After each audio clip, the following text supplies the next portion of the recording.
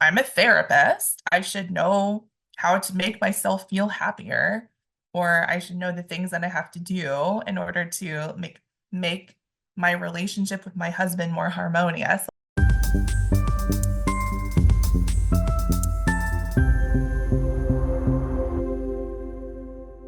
Hey everyone, thanks for joining me. My name is Reesa and I'm your host.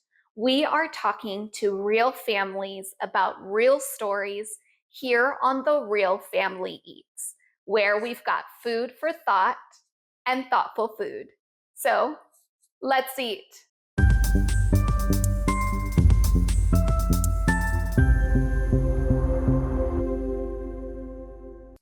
Hey everyone, thanks for joining me today. I have my lovely guest today, Sarina.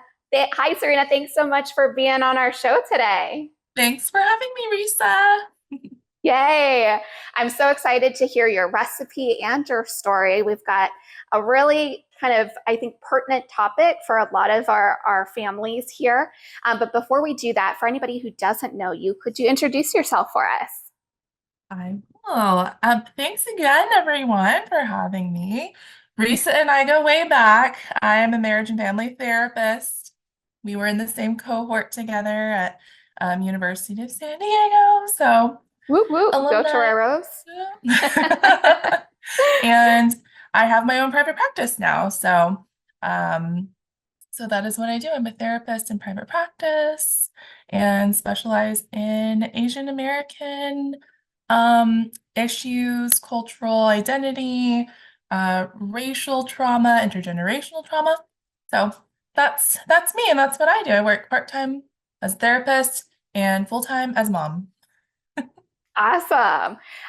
So now's our shameless plug section. You were mentioning being a therapist. I'd love for you to share with our guests kind of, do you have a website? How can they find you if that resonates for them? That's a great question. Right now, I just have my website. But hopefully in the future, we'll focus more on the branding aspect. But if you want to find me on my website, I am at sarinachantherapy.com. And my name is spelled Sarinachan. And that's me. Wonderful. And we'll make sure to link that in the show notes for anybody who's also needing Sarina's lovely services and helpful services for a population that is super important and also near and dear to my heart as well. So, yay. Okay, so tell me today, what recipe are you sharing with us and why did you choose this one? Okay. So full transparency. I am, and my husband will laugh when he sees this, I'm not the main chef in the house. My husband is amazing.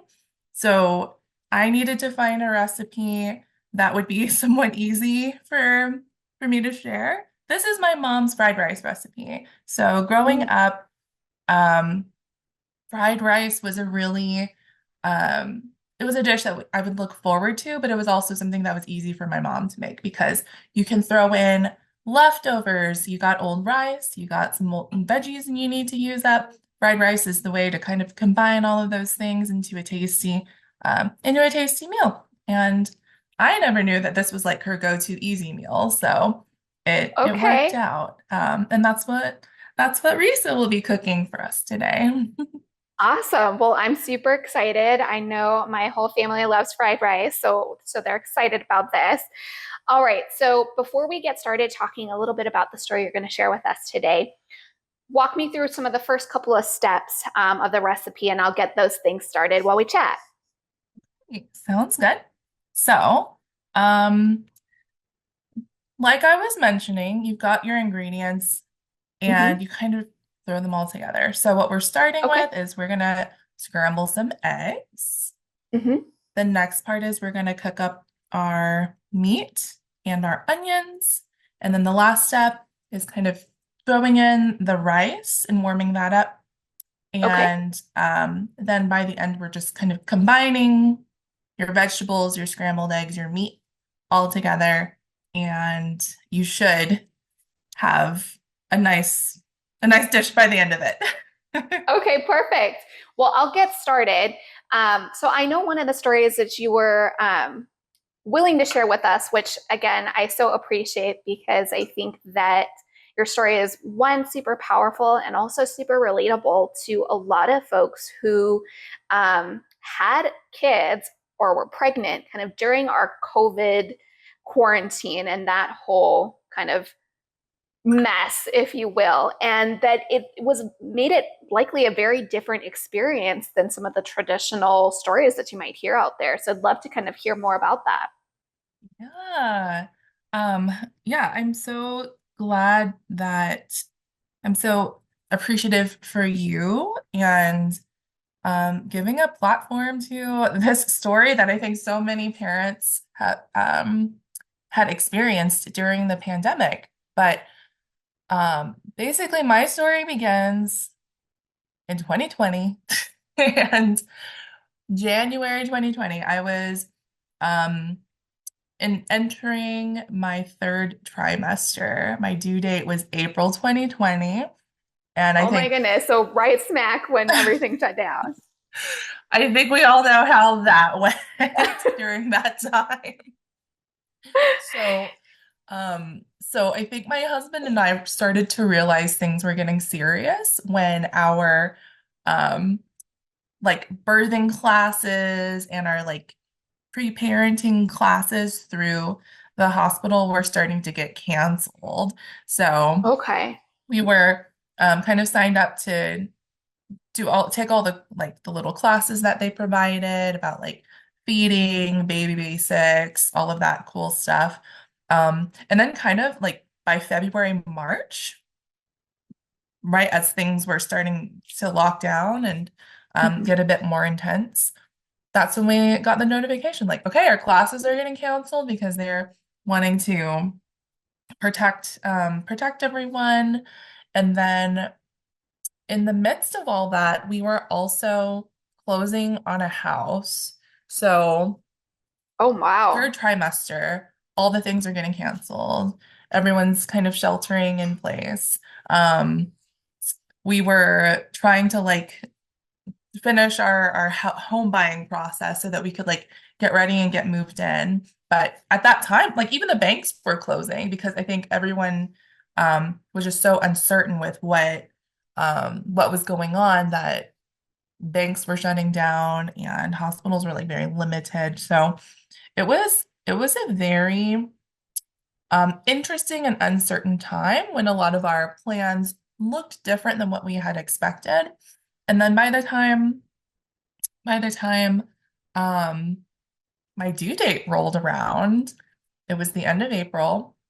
Um, Hospital protocols were um very different. Like I think I think what ended up happening was I had a vision of what my labor and delivery would look like and kind of getting settled and moved into the house would look like.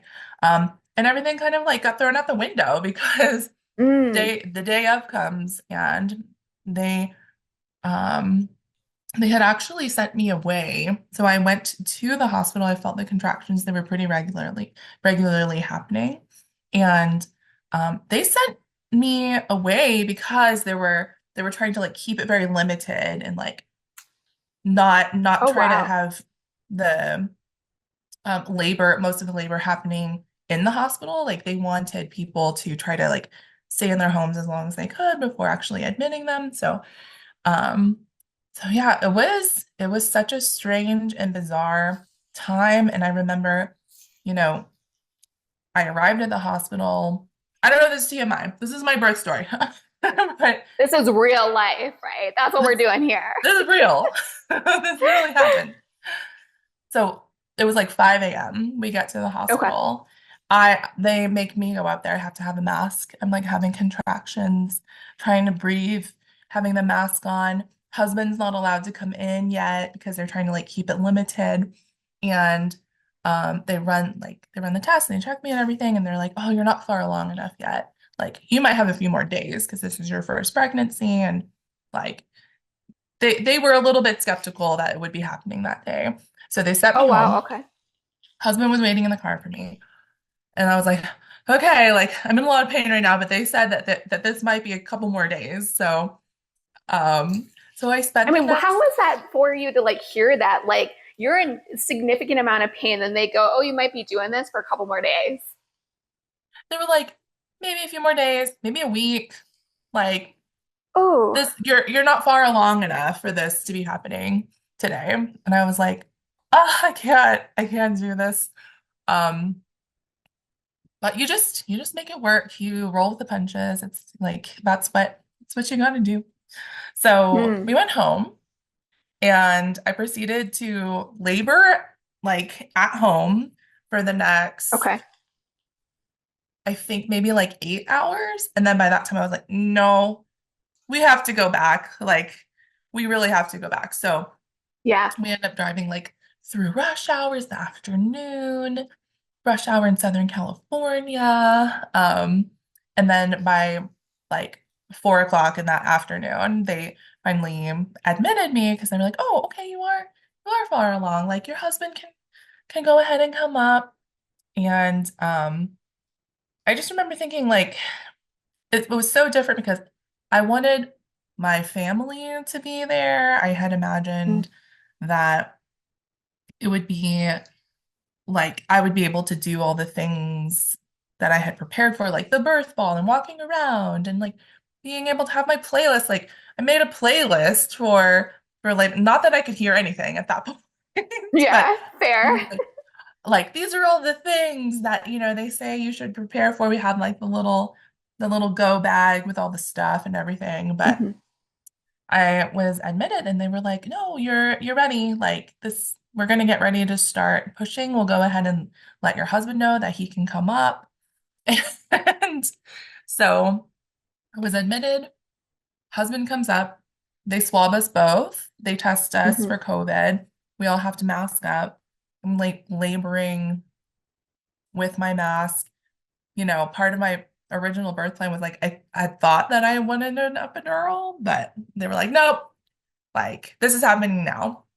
So Oh, what? So by um that point, it was too late. by that point it was too late. And Wow. looking back, Okay. like I think that worked out the way it was supposed to. I was in a lot of pain, but it was super fast. So at least I wasn't in a lot of pain for long. So yeah, I think it was very much a snapshot of like the things to come, like picturing and imagining plans being a certain way, and then Hmm. having it look completely different and like not in a way that I could have ever imagined, like having to do deep breathing with like a N95 mask. Because at that point, like KN95s weren't really sold and like there were shortages on stuff. So Okay. we had like an old like an N95 mask that Kevin had for like woodworking or something like that. So like I Oh, had wow. that on and he had something else on and it was just like really really like so strange to look back on. Um, but Can I ask? yeah, I think I was just going to ask because I heard you mentioning, not necessarily being able to kind of go through with some of the things that maybe you had envisioned in your mind. And one of them I heard you mention kind of at the beginning there was that even like your birthing classes got canceled and you kind of missed out on being able to complete those. And I know I've heard from so many parents, kind of the biggest overwhelming thing is that they don't give us a parent manual on how to do these things. And the closest thing we get are some of those birthing classes for most of us folks that are doing it for the very first time. And so I'm super curious, like, what was your thought process? Was that scary to not then be able to kind of go to those classes that are supposed to kind of be there to help you and to kind of prepare you? Like, can you tell me more about that? yeah, I think so. What they ended up doing was they made videos accessible for so Okay. instead of going to the instead of going to Kaiser for classes, they kind of sent links for videos that we could watch. But I Okay. think what I missed was being in the room with other parents and kind of seeing their questions and Mm, like feeling that sense of community as we're all doing this together. yeah. And I think um, one thing that was kind of a theme throughout the first 2 to 3 years was this sense of isolation. Um, so the information was accessible. Like you can look all of it up, and I would like read stuff online and try to like read the books that they provided us. They had like these little pamphlet book things that you could read, but I think the thing that I missed the most out of that was like the sense of I'm not going through this alone. And I Mm. think that was maybe one of the more traumatic pieces of not only having a baby during like at the beginning of the pandemic when everything was so uncertain, but also that feeling of like isolation because we're having to physically isolate from everyone else. Um, Yeah. so Wow. yeah. And I appreciate you mentioning that. I heard you mention kind of it being a theme. I'd love to kind of hear more, like how did that end up playing a role kind of in the next steps? Because that pandemic, you're right at the beginning here, and we were in it for a good like 2 years, which is those big growing ages, right? As you're growing as a parent, you're growing this human being. I mean, that's a lot to kind of handle, and like you said, to have to do it in such isolation, I imagine that being incredibly difficult. Yeah. And I think there was a whole like mix of feelings that were happening, right? Like being at home and having to work from home wasn't the worst. That meant more time spent with baby, and I was able to, like the breastfeeding aspect was easier than if I had to, go back to an office after maternity leave and have to figure out like a pumping schedule and things like that. Um, so there were definitely some unexpected pros of Okay. um, being able to be at home for that extended length of time. But the the feeling of disconnect, I think, was, not only physically were we having to isolate from everyone else, but I think the like anxiety that both my husband and I felt like kind of took it to this place of like, okay, we really can't meet up with anyone. And then it became really easy to also not intentionally reach out.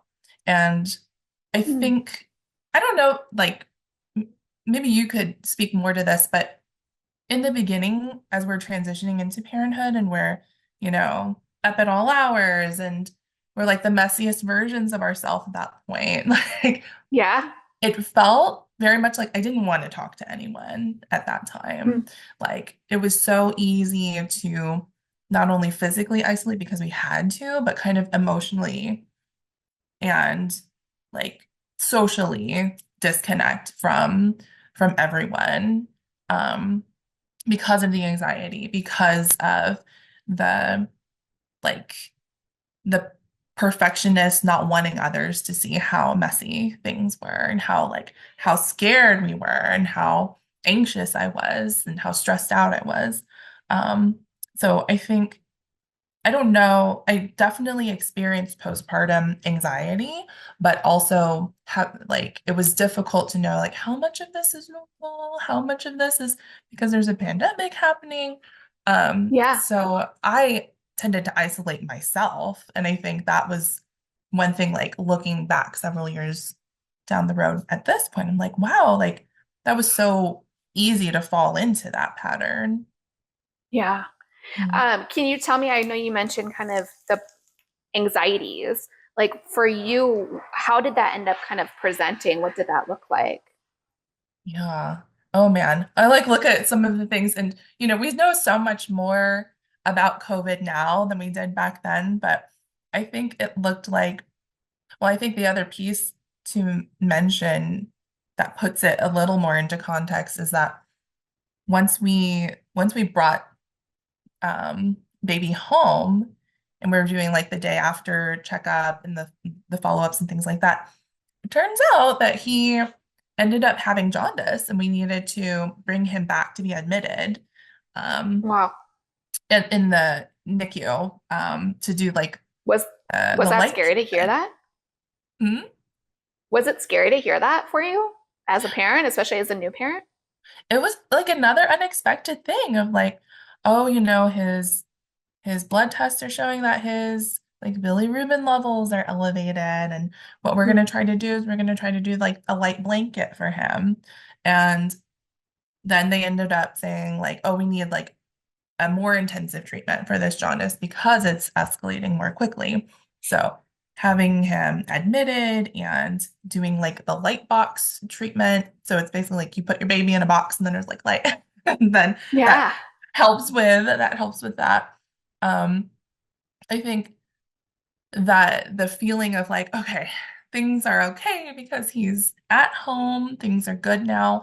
And then the unexpected of like, well, actually, you need to bring him back and he has to go through this treatment. And it's like Gotcha. a lot of a lot of babies, especially of East Asian descent, have jaundice. Um, Hmm. and it's really common. But at the time, it was like, you have to bring him back. There has to be only one parent that's allowed in. So you can't both go. And because of the COVID protocols and things like that, you have to wear Hmm. a mask the whole time.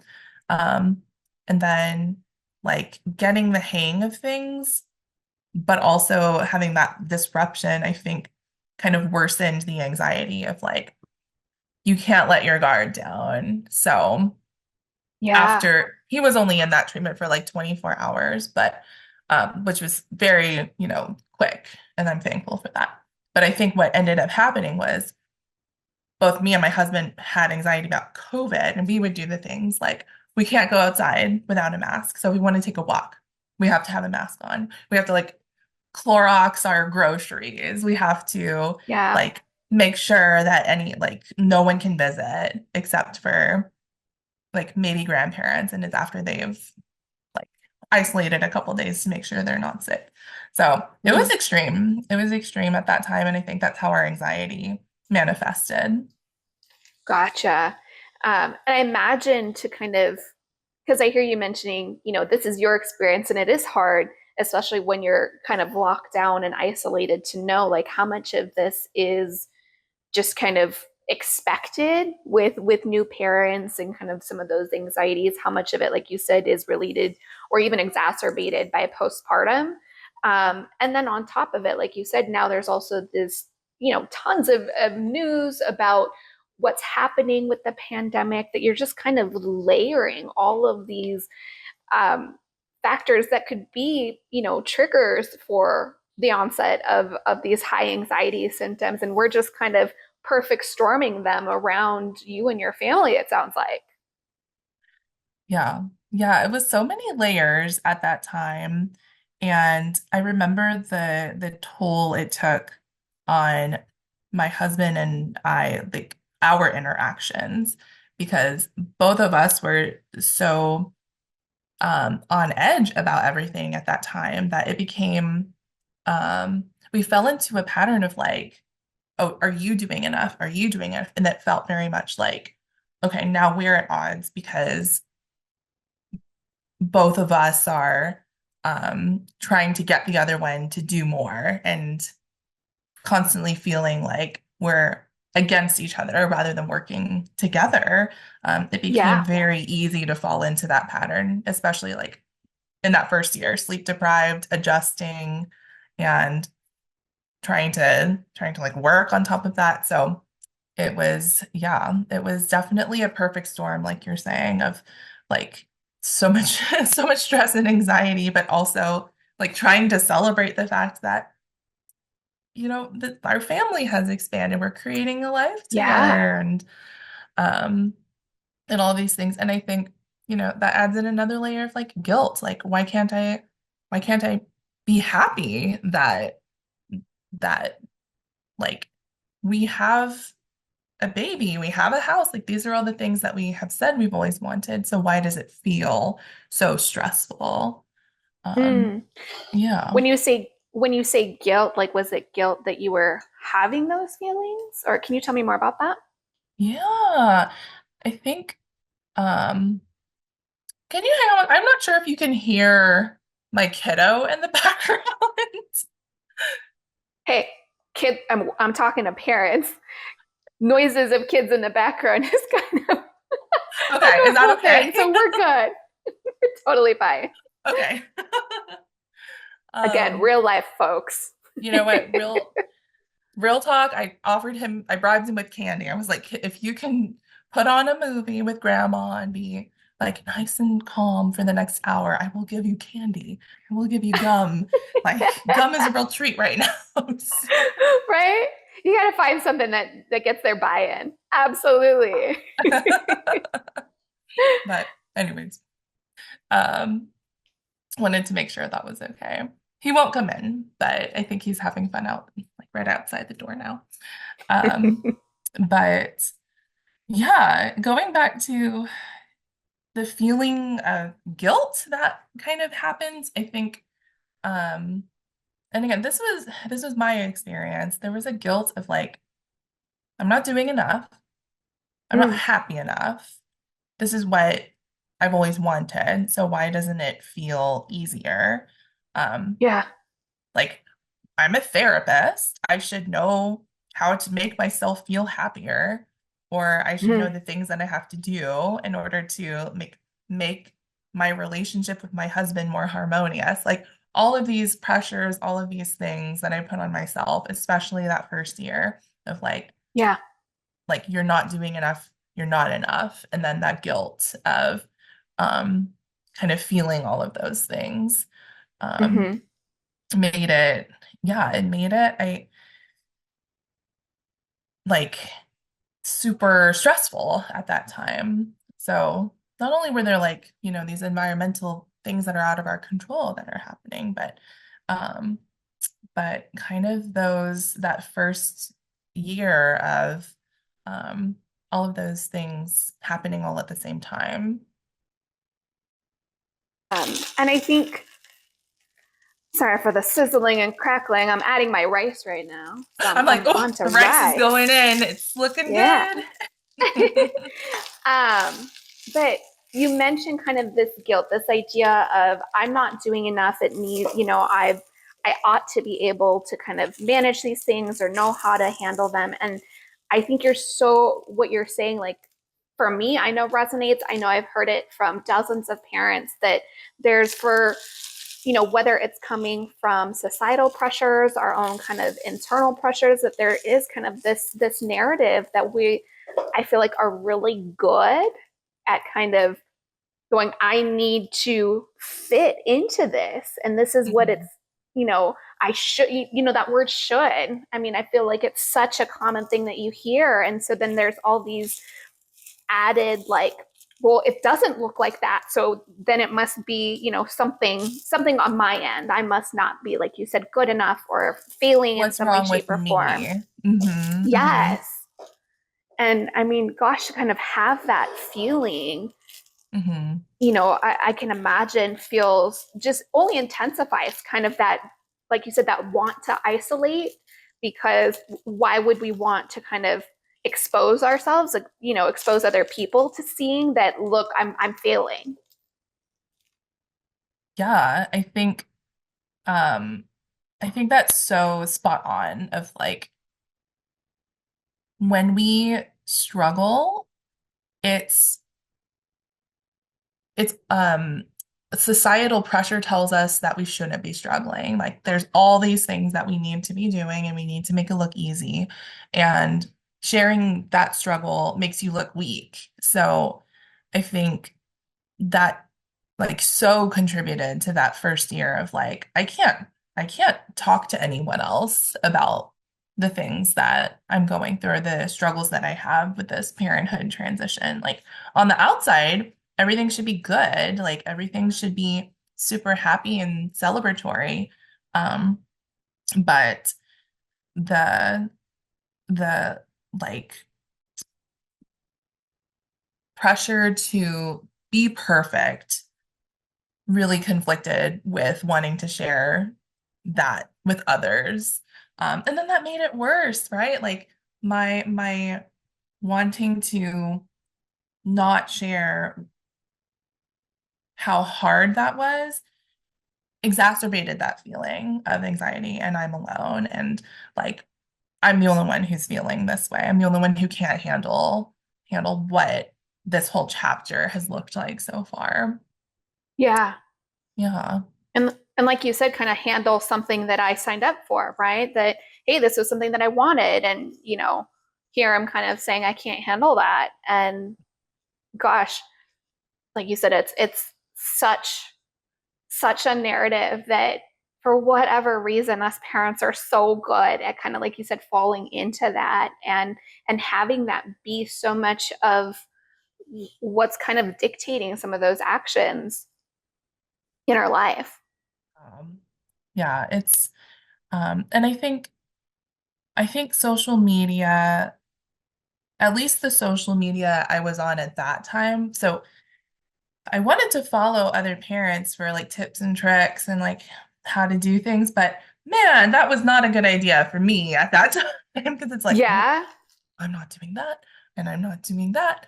And like, oh, what's gentle parenting? Is that like, is that another name for authoritative or authoritarian parent? Like all these things that like were coming up and like as a parent, you should be doing this. And then as a like these are things you need to do with an infant or newborn to like stimulate their like cognitive development and their physical development. It's all about the milestones.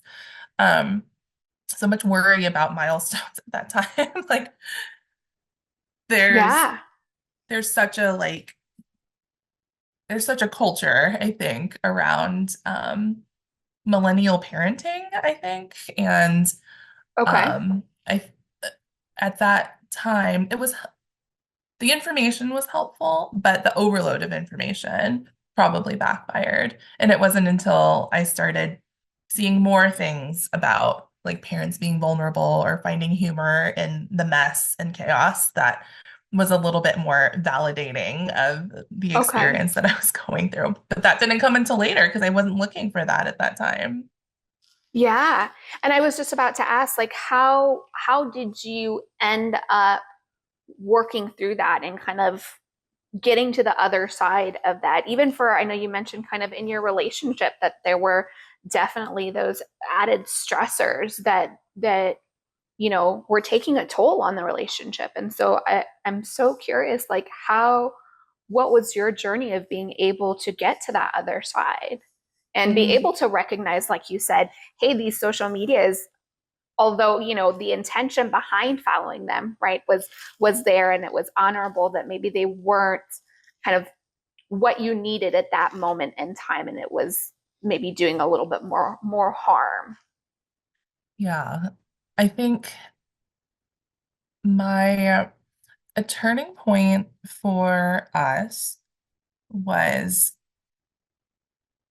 you know, we had several conversations about getting on the same page with how we were parenting and what that looked like. And, you know, full transparency, it was a struggle for like the first 2 to 3 years. I think our turning point happened when right around when he turned 3, because he was a little bit Okay. more independent. And I think we were sleeping more by that point.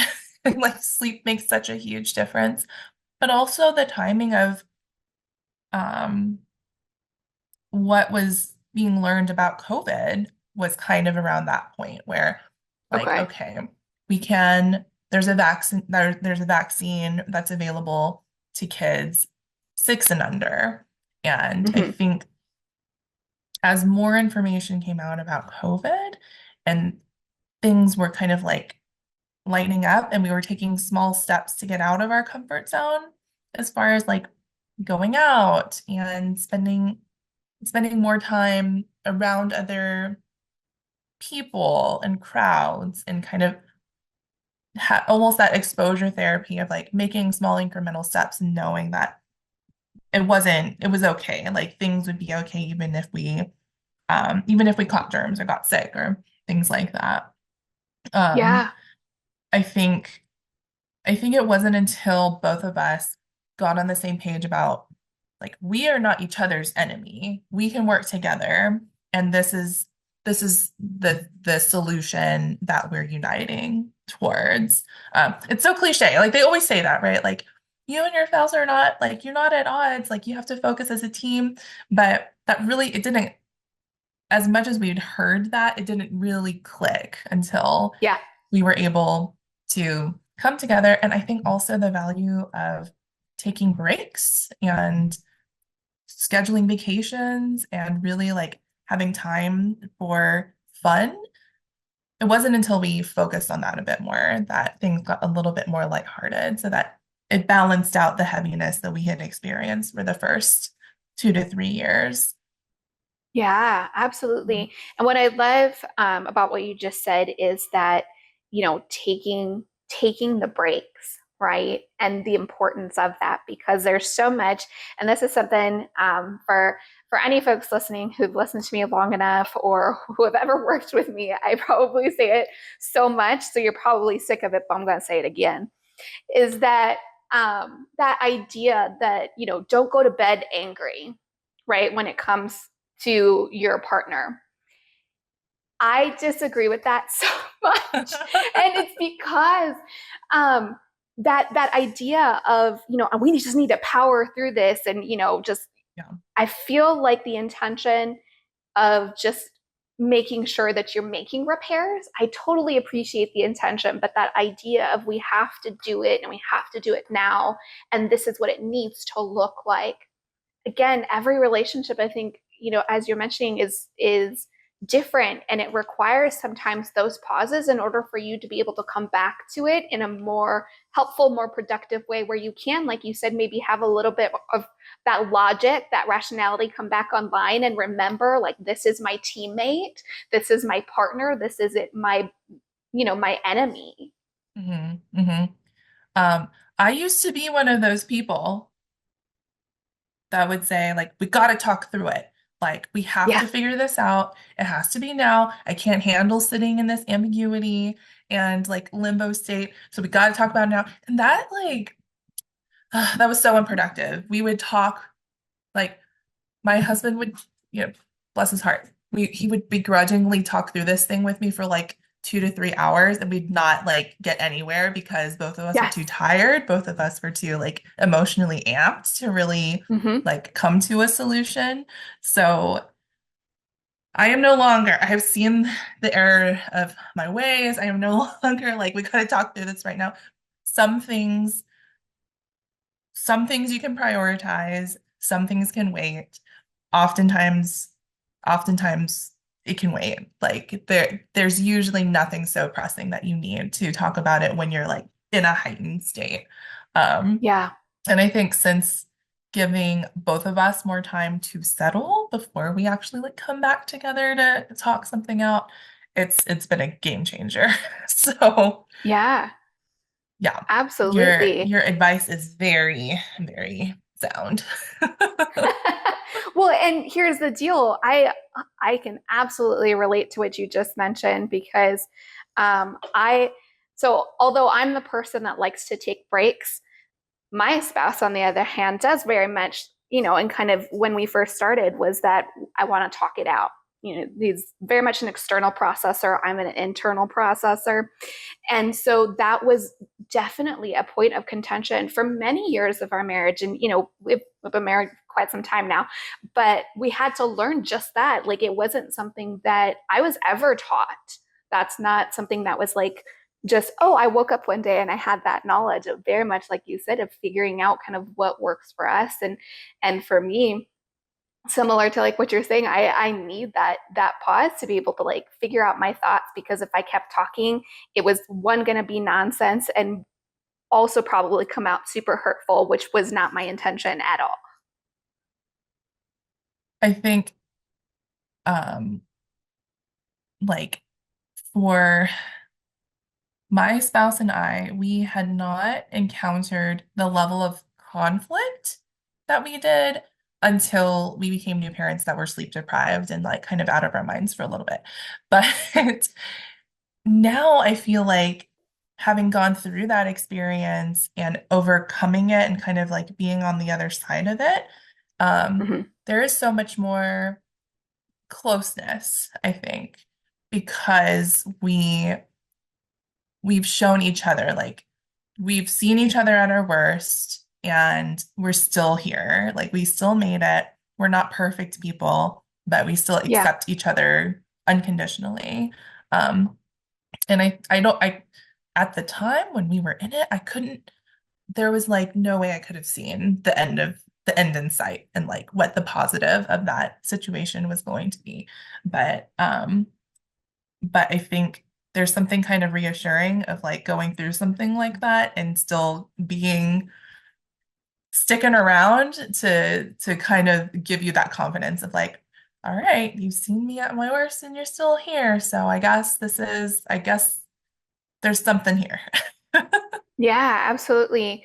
I heard you mention kind of not not really being able to see it when you're in the thick of it. When you were in the thick of it, did that compound any of that feelings of loneliness or isolation that you were already kind of feeling just with all of your perfect storm? For sure, because you're going through this this huge transition. You don't know if anyone else has ever felt the exact thing that you're going through. And on top of that, the like your person, um, you're at odds with. And for us, we hadn't like sure we'd had conflict before um and like worked through different confrontations and arguments and things like that. But I felt like it was a whole nother level at that time because um, here's your person that you're supposed to be so aligned with, so attuned to, and it's almost like you're speaking different languages. Yeah. And um, and that definitely led to more like of that guilt shame that we were talking about of like, okay, not only do I not know what I'm doing as a parent, but now I am kind of losing track of this thing that I thought was like steady, consistent, like we're good. Um, Hmm. and I I think now looking back at it, it's not that we were ever not that we were ever not good, but I think we needed to go through that to show ourselves that like we can overcome things, we have resiliency, we can recover. And just because we are in conflict doesn't mean that it's the end of the world. And that was like huge for me because Mm. I'm such a like non-confrontational, conflict avoidant person. It felt like okay, I guess it's the end. I guess we're over because we're having this like so much conflict. But I think that was important for a conflict avoidant person like me to see that actually conflict can be a strengthening tool in your Yeah. relationship, which I never thought that I would be able to say. I spent so much time trying to like keep the peace and like Hmm. just in life in general. So, um, Yeah. yeah, that was a very interesting insight that happened as a result of going through that. And I think that's perfect because I wanted to ask like what I've been asking most of my parents, that if you were able to get into a time machine and kind of go back and give yourself some thoughts or some preparations, um, even for those folks that are having a newer family right now as we speak, kind of what would you have told yourself? What would you have wanted to hear, or would have been helpful to hear? I think I would have told told me like going back into 3 to 4 years ago, this is temporary Mm. and it's okay to be messy. It's okay to be imperfect. Like no one gets it perfectly right. And like no one talks about not getting it perfectly right. And and I say this now to a lot of my clients, like you have to have self-compassion, you have to have grace, you have to have grace for your partner. Um, Mm. but repeating that over and over again, like it's okay. Like the things you're doing are enough. The things the ways that you will continue to grow will get there. And the first, the first year is always going to be, it's always going to be difficult. Like I don't know, maybe that's not true for everyone, but I think most people, it's not going to look exactly the way that you pictured it would. Mm. Yeah. So I think, yeah, the temporary nature of it, things will get better, just give it time. And I think have some patience because I think there was so much pressure, like we were talking about, to like get it right and get it right the first time. Hmm. Um, so so yeah, I think self-compassion and grace were things that I very easily tell other people to do for themselves, but kind of internalizing that for me at that time was I didn't realize that I wasn't doing that. Um, Yeah. yeah, And isn't that the thing? I feel like I hear everyone say, I'm really good at telling others, for sure. like you said, kind of how to have that grace or things you could do to offer yourself some more compassion, but it's really, really hard to kind of Yeah. look in that mirror and tell it to the person that you see in there.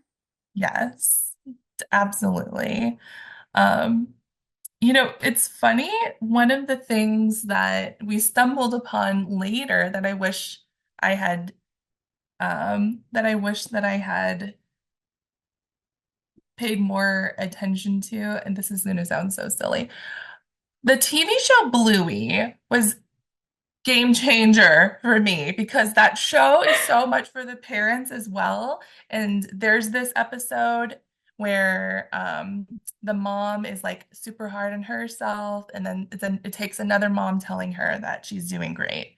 That really Mm. like helps her to have some more self-compassion. So I think about that episode a lot of like, yes, we all need a mom friend or like another peer or support Hmm. that just tells us and encourages us that we're doing okay, like it's going to be okay. Um, Yeah. and I think I think if I had isolated less, then I probably would have received that a bit more in the Mm. early stages. Um, Yeah.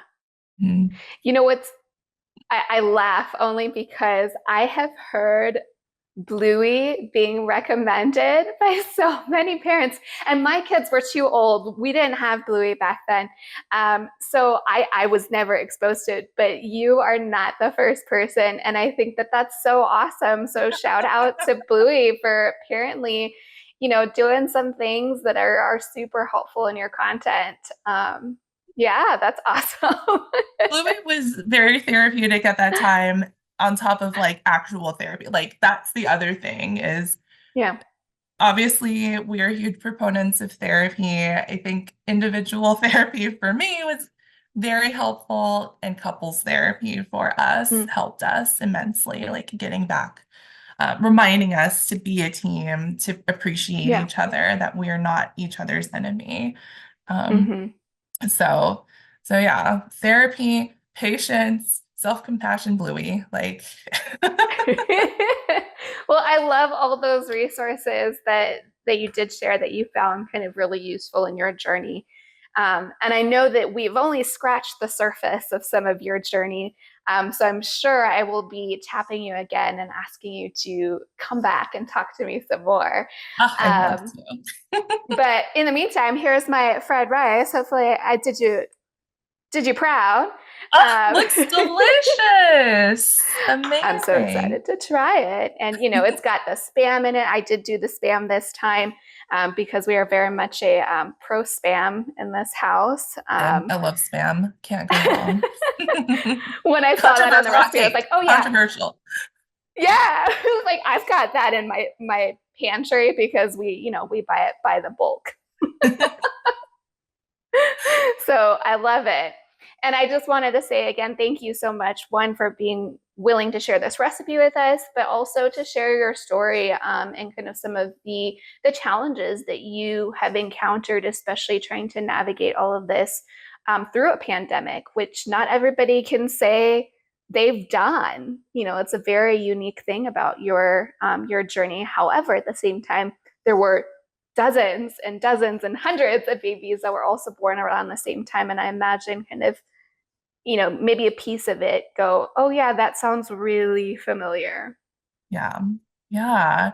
It was such a unique time. And I think for our family, now I can say that the timing was perfect for us. Hmm. We went through a lot of struggles and we went through a lot of challenges, but I think we are the family we are today because of that experience. And if anyone is in the thick of it, that's going to be hard to really believe. But Yes. um, but like speaking from someone who has been in that situation of like this is hard and I don't know how it's going to get better, Hmm. it will. Yeah. So yeah. Well, thank you so much, Sarina, for joining us today. I do appreciate it. And Yes. we'll see you next time and see everyone else. Thanks for joining us and listening in today. If you or anyone that you know is struggling with any of the topics that we discussed in today's episode, make sure to check out our show notes for support and resources. You can get help. Thanks again for joining us on today's episode of The Real Family Eats. If you're a parent ready to share your real life parenting story, make sure to reach out to us in our website found in the show notes. And that goes for today's recipe, social medias, support, and resources. All of that can be found in our show notes. So make sure to check them out. And make sure to follow, like, share, subscribe, and stay up to date on all things The Real Family Eats. I hope you'll join us next time for more food for thought and thoughtful food. Enjoy your eats.